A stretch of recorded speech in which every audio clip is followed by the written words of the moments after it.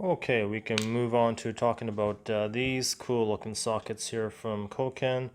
Got a 17 and a 21 here. I previously purchased a 19 mil, so this is to complement or round out this offering series from Koken. They recently, well, maybe not recent, at least a year ago, they released the Z series free spinning cross wrench. So these are sort of the sockets that complement that.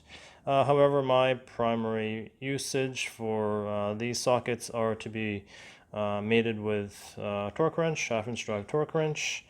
Such is the case with this 21 mil, which has seen some work for about 2 weeks now. So this socket resides on my torque wrench, so it's only seen tightening usage. So you only see that material transfer on one half of the flat. As is with most wheel nut sockets, at the very end there you can see the cushions, bumper stops, whatever you want to call that, as a pretty common feature, along with a sleeve. The primary purpose of that is to limit the amount of scuffing that may occur from usage. So basically to protect your expensive wheels, whether it be your own aftermarket set of wheels and aftermarket wheel nuts or bolts that you may be using on your own personal car or even on your customer vehicles, of course. So just as a comparison, I got a few here. May not be an apples to apples comparison here, but I think it's just interesting to visualize regardless. We got here 21, 21, 21. This one is a 19, but just sort of threw it in there just to see that there seems to be a common height. I don't think there is a standard anywhere, but 80 millimeter seems to be pretty common across 3 different brands at least. Gear Wrench, Nepros, and Astro Products. And so these two here are 65 millimeter from the ones from Koken. And this one over here on the far left, Impact Grade, also from Koken. This is 110 millimeter long, so that's an extra deep or reach socket there. So I've been primarily using the Nepros deep well socket on the torque wrench, and when I got to using this, I realized right away the height difference. So that 15 millimeter difference made a difference for me in usage. So being used to that length, I decided to pretty much use this half-inch drive socket or extension from Koken. It's pretty much married to this socket at work, and as you can see, that provides the depth, clearance, reach, however you want to describe that. That is something more common to me, so that's why I did that. Yes, now I'm making some comparisons between different brands, iterations of this type of socket. Protective cap, this one here I bought in Japan back in 2007. So this is, as far as I'm aware, I think this is like the first generation of this type of socket. So if I can call this a Gen 1, as you can see, I haven't used this a whole lot, but the cheap anodizing, if that's what they call it, comes off very easily and readily with limited use. These sleeves are really tight. The socket itself is forged or machined with this rivet portion, and that provides the friction, and that provides a very well, this sleeve does not rotate, hardly rotates in use. Compare that to a more modern, more recent iteration of this style of socket. This particular one is a GearWrench brand. However, this particular type of socket is found in all corners of the world in numerous brand names, rebranded into multiple names. So this is maybe what I would consider a Gen 2 or Gen 3. They've made some adjustments or modifications for prolonged use or greater longevity. And as you can see here, this sleeve was not like this in the very beginning. In the beginning, it was much like this, where the sleeve rotated a bit better than this one. Not as snug, however, still snug compared to these Koken ones right out of the box. The sleeve spin. I think it's a much better design. But as you can see here, this one I've had for about a year worth of usage, and this thing's just a loosey-goosey. It'll actually come out with use while you're working. So what I've done to alleviate that is apply a little bit of whatever grease, wheel bearing grease, whatever, to provide a little bit of friction stiction.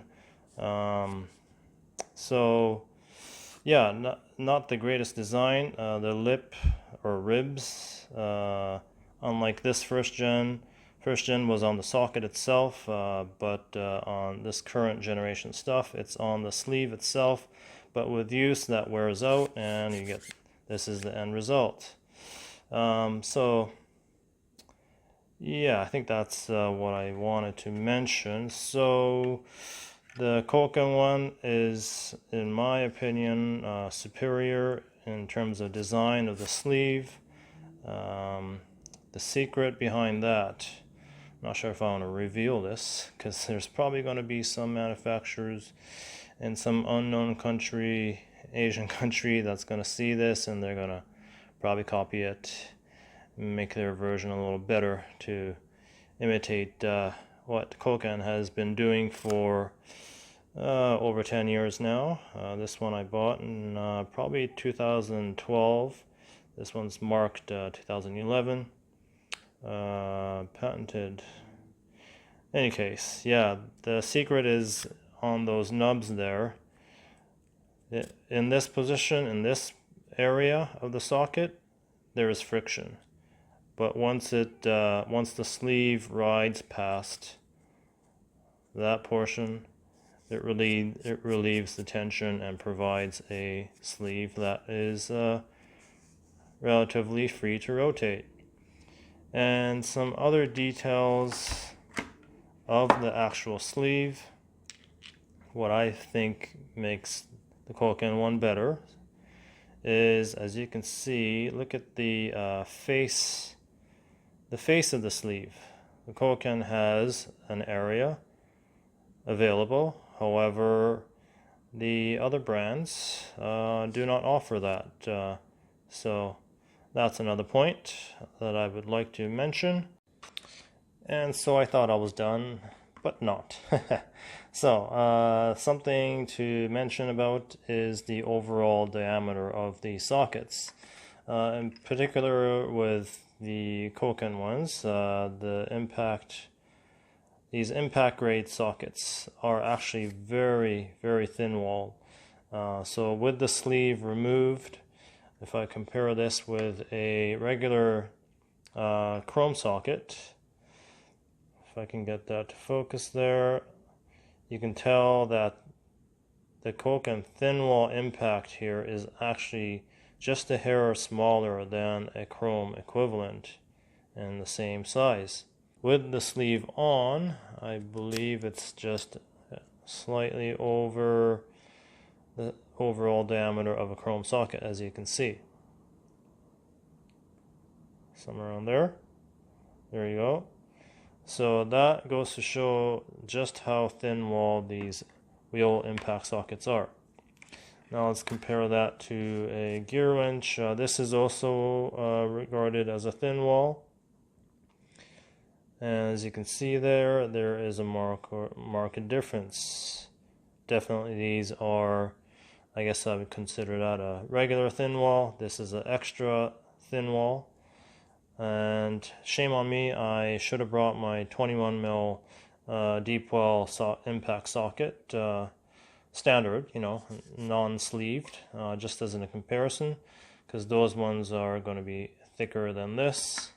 So what else did I want to say?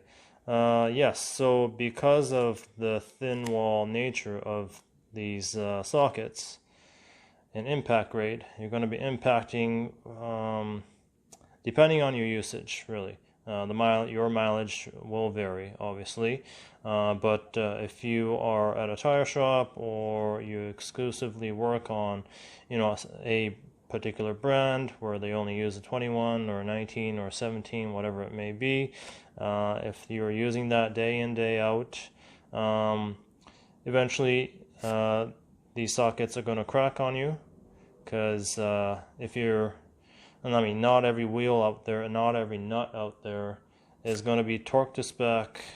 There's going to be various environmental influences that are going to make that wheel bolt or nut extra tight. And if these things are beat on a wheel nut or bolt that's nearly, super tight, way beyond the torque specifications of that, yeah, your chances are going to be a lot greater as you impact well away on your high torque half-inch drive impact, whether it be corded or cordless. Yeah, it's gonna get an early death, because I've done that myself on a 17 mil. I cracked it, so ever since that experience, I've resorted to using regular or a standard thin wall wheel impact sockets, and only use these if the situation calls for it, because these are really designed for aftermarket wheels or some OEM wheels from European manufacturers in particular, where the bore is very, very small. Most wheels you can get away with a standard thin wall. You don't need this extra thin wall wheel nut socket. It's a luxury. Hey, if you don't mind going through these every once in a while, like obviously your mileage is going to vary, as I said. It could be a year or two before you end up cracking one, but just something for you to keep in mind. And with that, I think I can close this, and thank you for watching once again. I hope to see you in the next video. Cheers.